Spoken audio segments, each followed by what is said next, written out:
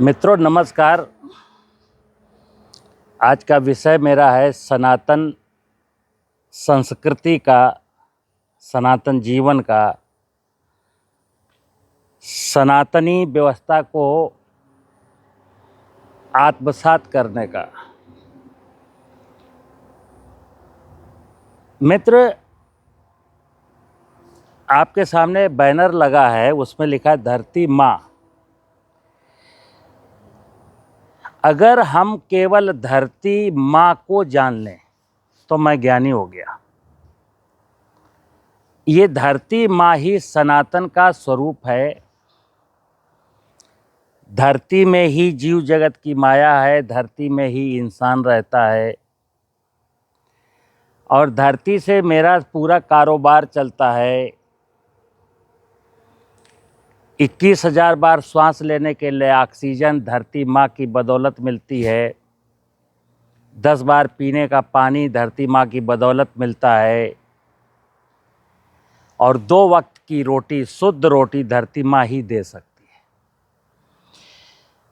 आधुनिक युग में हम सब लोग सनातन का नाम तो लेते हैं, सनातनी परंपरा के होने का दंभ भरते हैं, लेकिन सनातन को बिल्कुल भूल चुके हैं।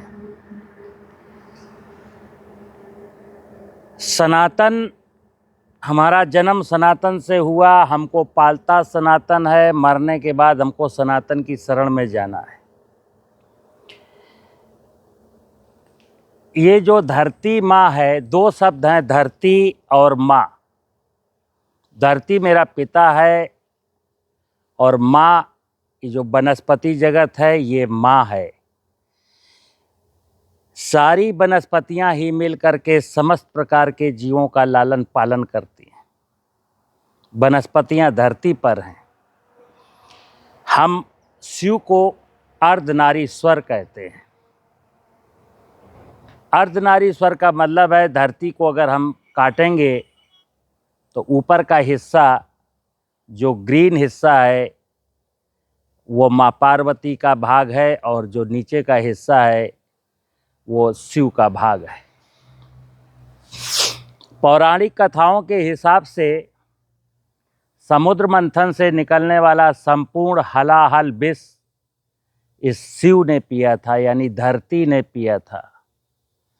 और क्यों पिया था? क्योंकि धरती जब विष पीती है तो धरती में रहने वाले शिव के गण यानी सूक्ष्म जीव उस विष को पीते हैं और जीवांश में बदलते हैं, और जीवांश ही वनस्पतियों का भोजन है। मित्र, ये शिव और पार्वती, धरती को कहा गया है आदि पिता सदा शिव। आदि पिता सदा शिव माने धरती, और आदि शक्ति माँ दुर्गा का मतलब है वनस्पतियाँ। बस इतना सा खेल है। एक शिव हैं, सबसे बड़े देवता हैं, और एक शक्ति स्वरूपा माँ है। इस शिव और पार्वती के लिए आपको मालूम है, भगवान विष्णु यानी कि जल, समुद्र, आकाश देवता, सूरज देवता, वायु देवता निरंतर इस धरती पर जीव जगत की माया को बरकरार रखने के लिए, जीव जगत के पालन पोषण के लिए सूरज भगवान, विष्णु भगवान, आकाश देवता और वायु देवता निरंतर काम करते हैं। अगर हम समझना चाहें सनातन को तो समझना, हमारे जीवन की सभी जरूरतें, 5 महाभूत, 5 देवता, धरती, पानी, हवा, आकाश, अग्नि और वनस्पति जगत मिल के करता है। और इसके लिए 5 देवता यानी धरती, पानी, हवा, आकाश और अग्नि और माता पार्वती निरंतर प्रयास करती। हमें इसी व्यवस्था को जानने का मतलब है सनातनी व्यवस्था को जानना, सनातनी व्यवस्था को मानना और सनातनी व्यवस्था को अक्षुण्ण बनाए रखना। क्योंकि इस धरती पर मनुष्य निरंतर अनंत काल से था, अनंत काल तक रहेगा। लेकिन जैसे ही मनुष्य सनातनी व्यवस्था को भूल जाएगा और रुपयों के लालच में आकर के, धन के लालच में आकर के धरती की कोख को बंजर बनाएगा, वनस्पतियों को काटेगा, बेतरतीब बोएगा, यानी इस व्यवस्था का ध्यान नहीं रखेगा, धरती के नीचे का पानी लूटेगा, जीवों को पेस्टिसाइड डाल के मारेगा, तो यानी कि हम अज्ञानी हो गए। और जहाँ अज्ञान है वहाँ किसी भी समस्या का समाधान नहीं है, अज्ञान ही समस्याओं की जननी है। और जहाँ ज्ञान है वहाँ कोई समस्या नहीं है। ज्ञान ही आपके जीवन में आनंद ला सकता है। इसलिए मैं नेचुरल फार्मिंग में, प्राकृतिक खेती में अक्सर बोलता हूँ कि धरती की कोख को कैसे उर्वर बनाया जाए, यानी धरती में जीवांश कार्बन को कैसे बढ़ाया जाए। तो अभी मैंने बोला धरती के शिव के गण हैं जो धरती में रहते हैं। जब धरती में कोई घास फूस, जड़, तना, पत्ती गिरता है, मलमूत्र गिरता है, तो उस समस्त कार्बनिक पदार्थ को शिव के गण हजम करते हैं और मरते हैं, तब जीवांश बनता है जो माता पार्वती का भोजन है, यानी वनस्पतियों का भोजन है। ये चैन मैंने तोड़ दी।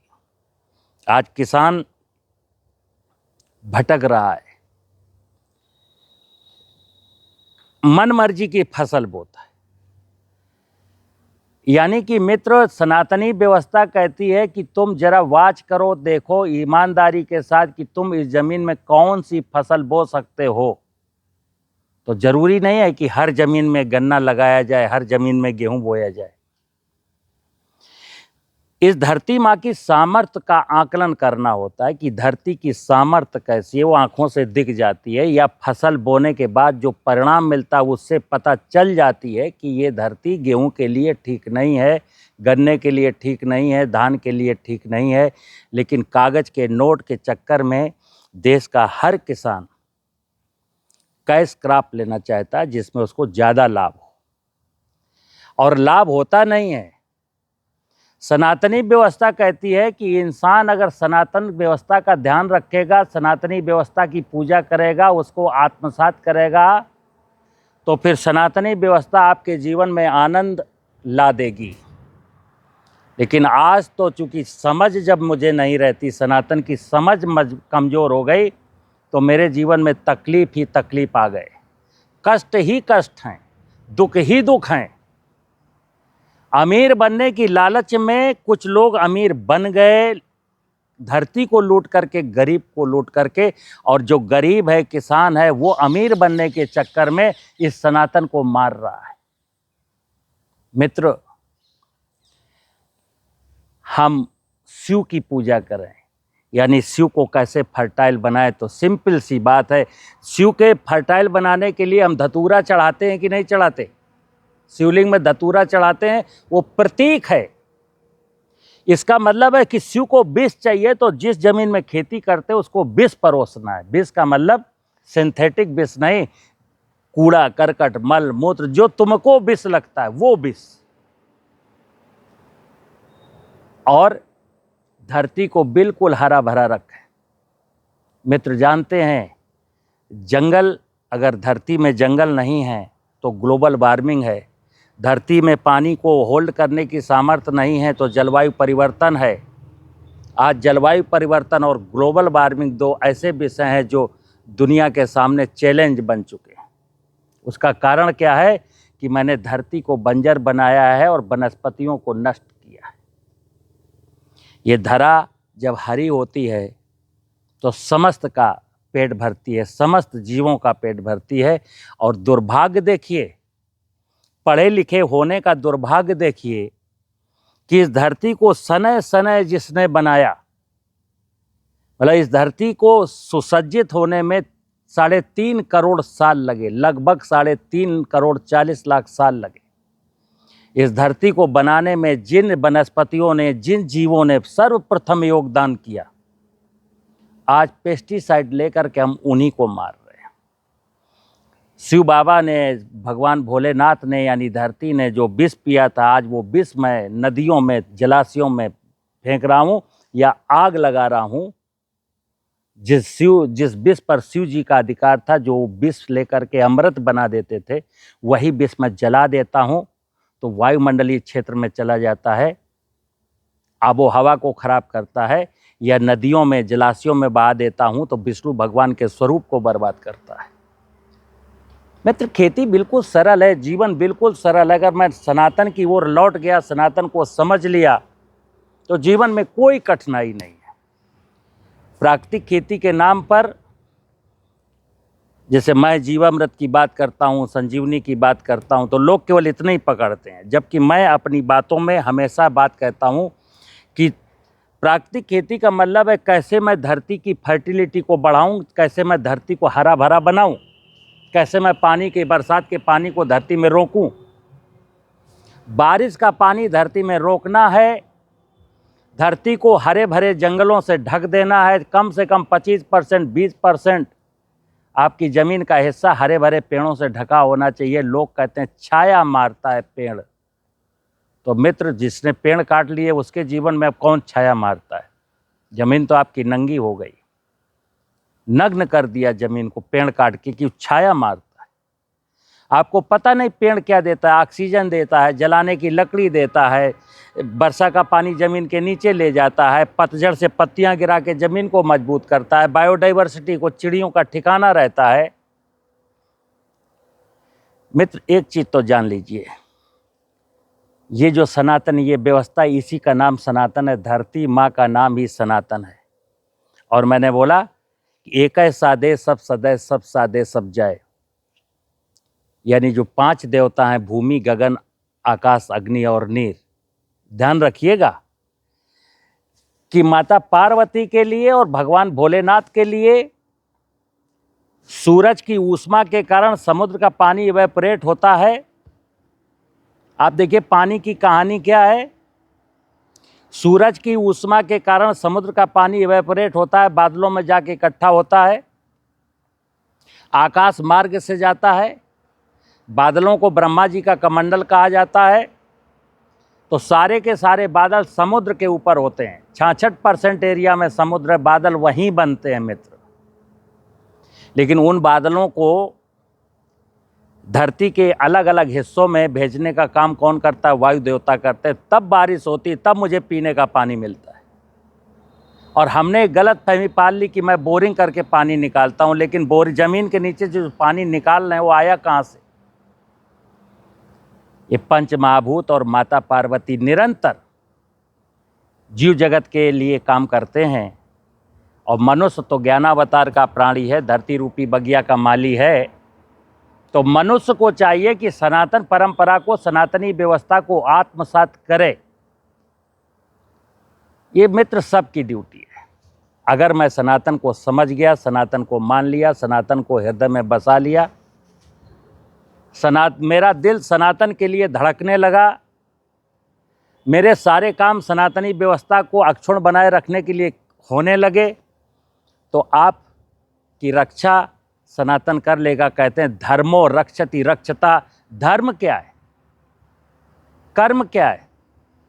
तो धर्म की रक्षा करने का मतलब है धरती की रक्षा करना, माता पार्वती की रक्षा करना, वर्षा के पानी को संग्रहित करना, जमीन के नीचे का पानी ना लूटना, जलाशय बने रहने देना, नदियां कल कल बहती रहें, झरनों से पानी निकलता रहे, और जंगलों में नभचर विचरण करते रहें, फूलों के पौधों पर तितलियां, मधुमक्खियां मंडराती रहें, ज़मीन में केंचुआ बना रहे, गुबरैला बना रहे, ज़मीन में नाना प्रकार के माइक्रो ऑर्गेनिज्म जिंदा रहें। ये जिंदा रहेगा, यही धर्म है मित्र। धर्म की एग्जैक्ट परिभाषा यही है कि जो सनातनी व्यवस्था है वो कैसे जिंदा रखी जाए। सनातनी व्यवस्था को ही धर्म कहते हैं। धर्म अगर जिंदा है तो मनुष्य जिंदा है, धर्म बीमार है तो मनुष्य बीमार है, धर्म मर गया तो मनुष्य मर गया। इसलिए धर्म के नाम पर विनोद कुमार सचान आडंबरों का विरोध करते हैं। हिम्मत है धर्म का पालन करने की तो आओ धरातल पर इस धरा को कैसे मजबूत करना है, धरा को कैसे मुस्कुराने देना है, इसी का नाम समृद्धि है। यानी कि शिव में कार्बन है और माता पार्वती का स्वरूप बहुत बेहतरीन है, तो इसी का नाम समृद्धि है। और जहाँ समृद्धि है वहीं सुख और शांति है। जहाँ समृद्धि गई सुख शांति गई। नमस्कार।